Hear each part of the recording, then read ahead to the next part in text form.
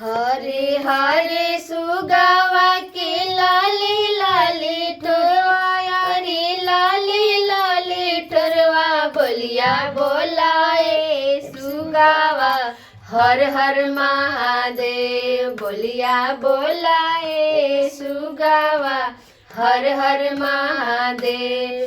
मंदिरा में बोली हचारा चावा में बोली हचारा चावा में बोलिया बोलिया बोलाए सुगावा हर हर महादेव बोलिया बोलाए सुगावा हर हर महादेव। सांझावा के बोली हा बिहानावा की बोली हा बिहानावा के बोलिया बोलिया बोलाए सुगावा हर हर महादेव बोलिया बोलाए सुगावा हर हर महादेव। घरवा में बोली है अंगनावा में बोली है अंगनावा में बोलिया बोलिया बोलाए सुगावा हर हर महादेव बोलिया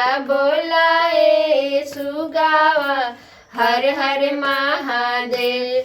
बगिया में बोली हा बगीचा में बोली हा बगीचा में बोलिया बोलिया बोलाए सुगावा हर हर महादेव बोलिया बोलाए सुगावा हर हर महादेव। हरे हरे सुगावा की लाली लाली ठोरवा अरे लाली लाली ठोरवा बोलिया बोलाए सुगावा हर हर महादेव बोलिया बोलाए सुगा